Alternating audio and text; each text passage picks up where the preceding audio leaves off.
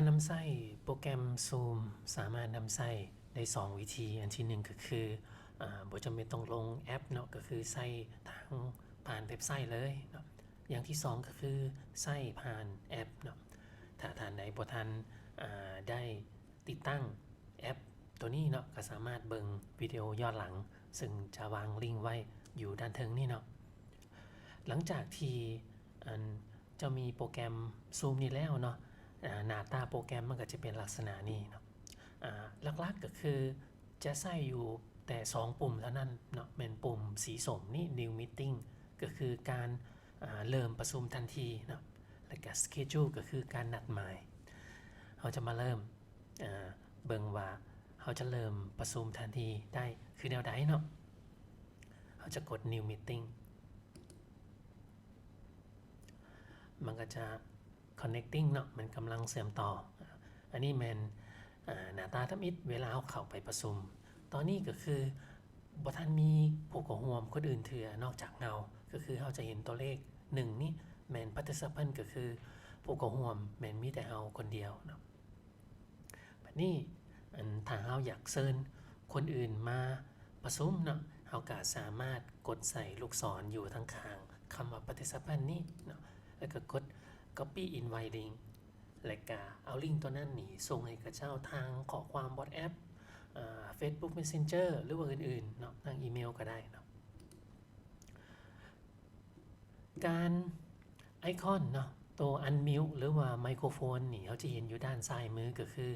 ถ้าเราเห็นสัญลักษณ์ไมโครโฟนแล้วก็ขีดขาสีแดงหมายถึงตอนนี้เรากำลังปิดไมค์อยู่เนาะ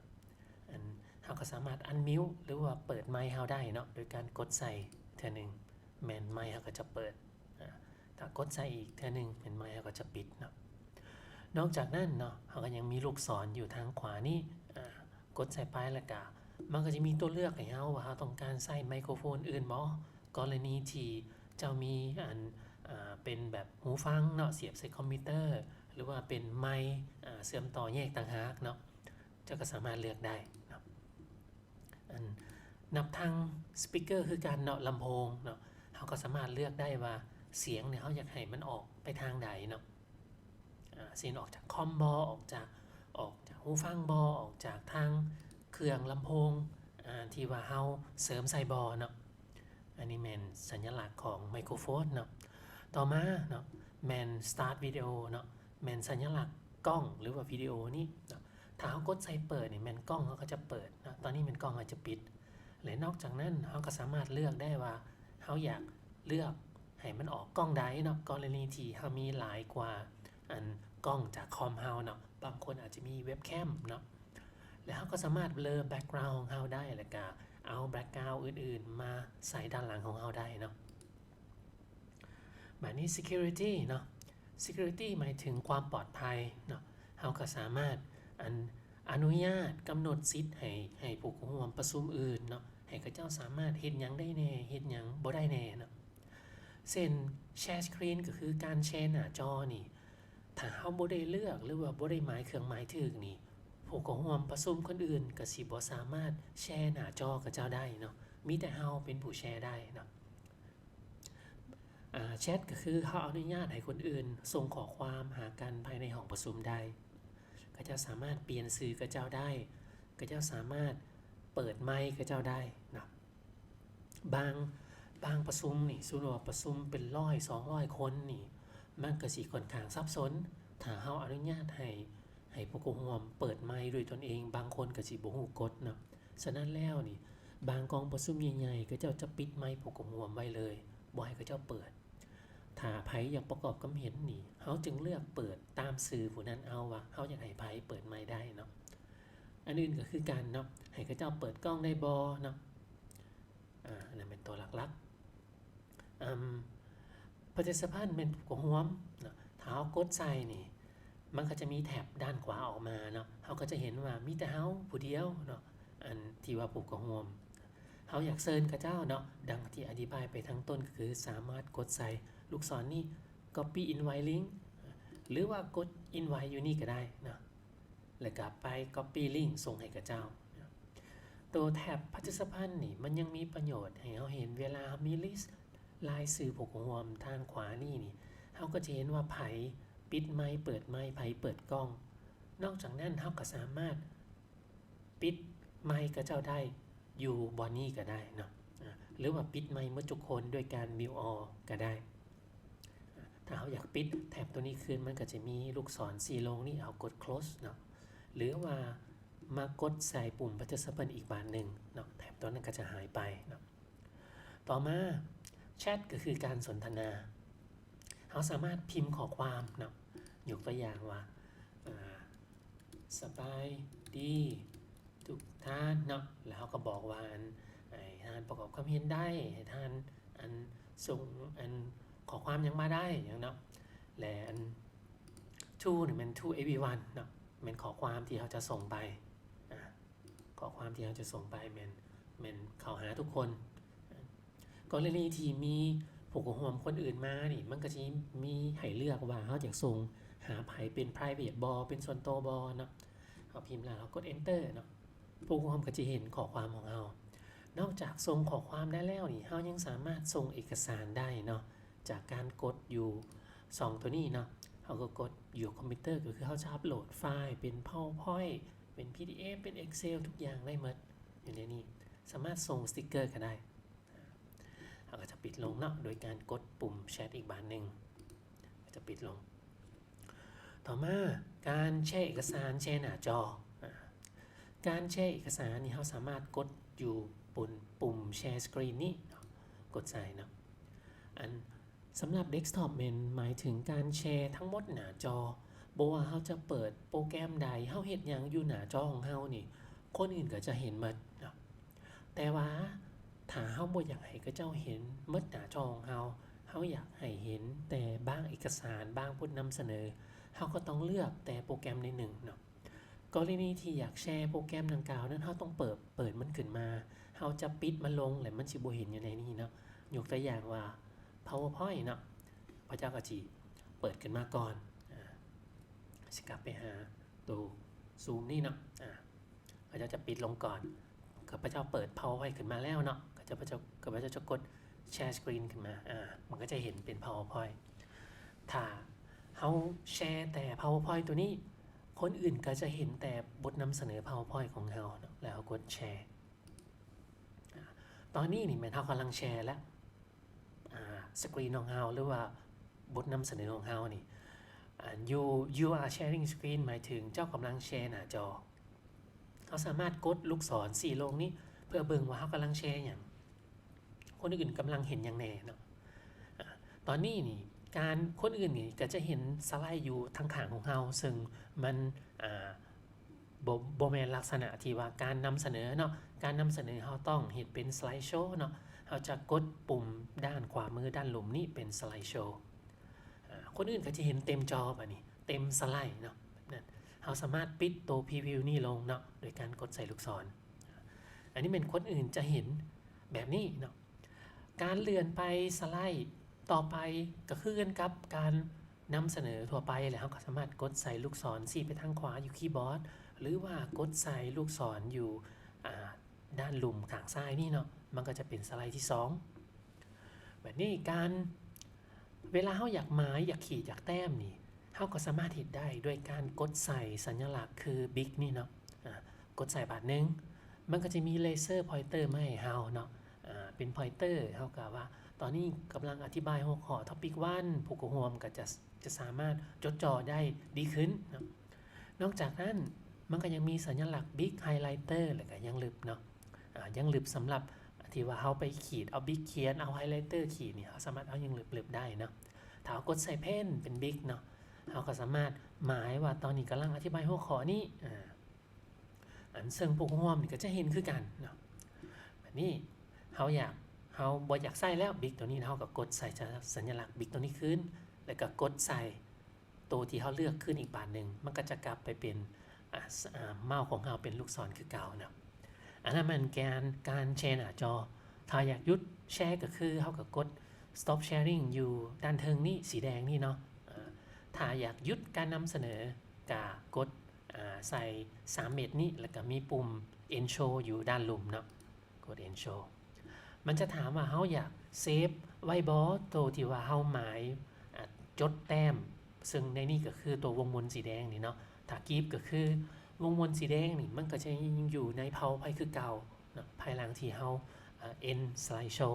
ถ้าเฮา discard ก็คือเฮาจะบ่ให้มันเซฟเนาะจะ discard เบิ่งมันก็จะเป็นสไลด์ตัวเก่าบัดนี้เฮาก็ stop sharing เนาะ stop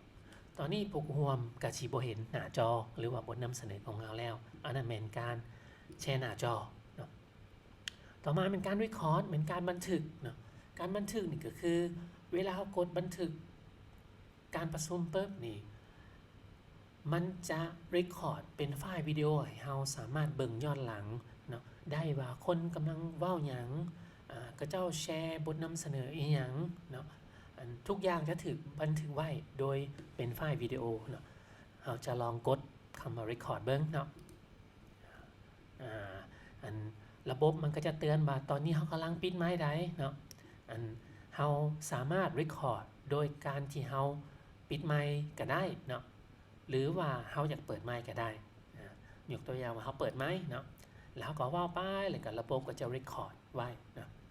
เราก็สามารถส่งวิดีโอตัวนี้ไปให้คนที่บ่ได้เข้าร่วมประชุมก็เจ้าก็สามารถรับฟังย้อนหลังได้เวลาประชุมภายอาจจะมีการพัก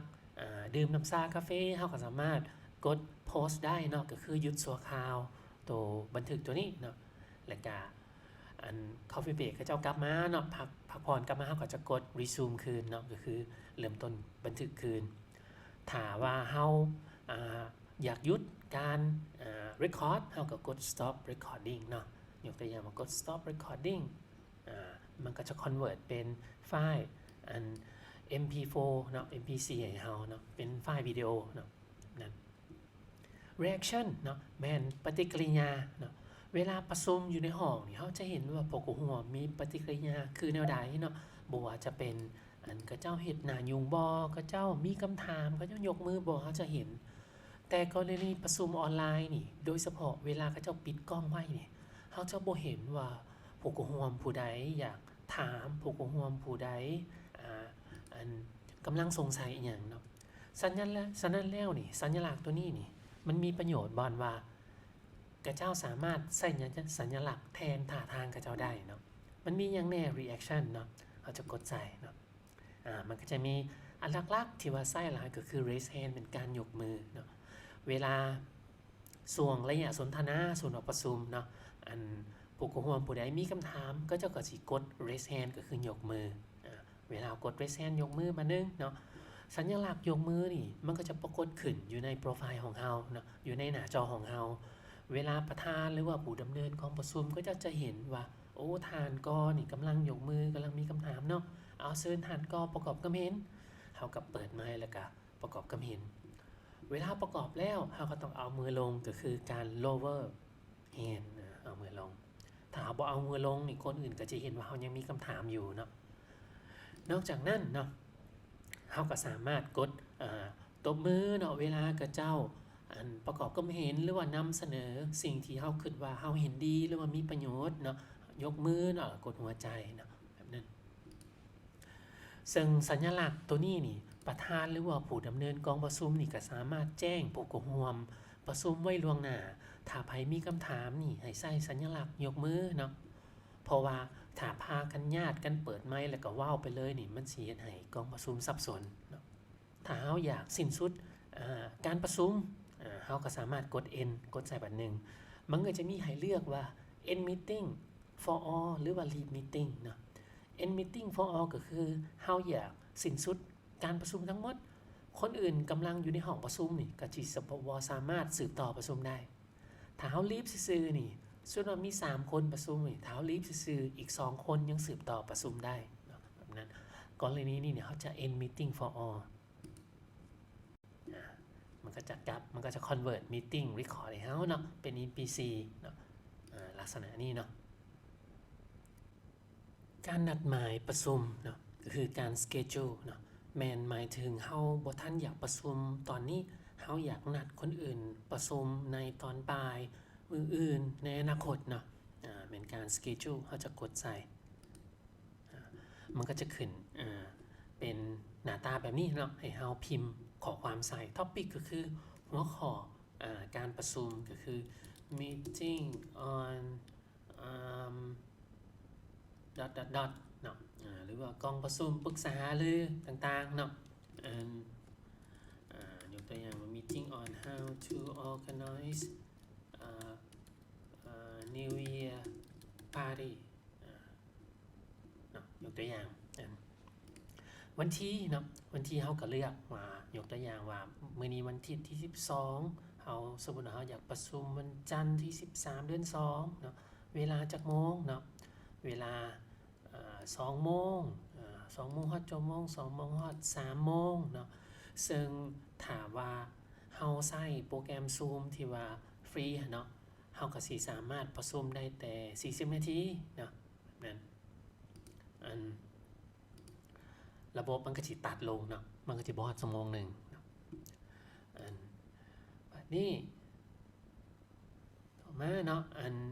วิดีโอเนาะแม่นเฮาอยากเปิดหรืออยากปิดเนาะสำหรับโฮสต์ก็คือแม่นของเฮาเองนี่เฮาอยากเปิดไว้บ่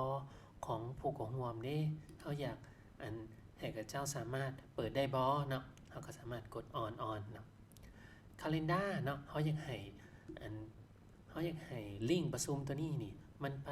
เชื่อมโยงเข้าในปฏิทินตัวใดของเฮาเนาะเช่นมันจะมีหลักๆก็จะมี Google Calendar กับ Outlook นี่ถ้าใครใช้ Mac เนาะมันก็จะเป็น iCalendar นี่กรณีนี้ก็จะใช้เป็น Google Calendar เอาเนาะตัว Advanced Option นี่ถ้าจะลองกดใส่เบิ่งเนาะ Advanced Option มันก็จะมีคำว่า Allow participants to join anytime หมายถึง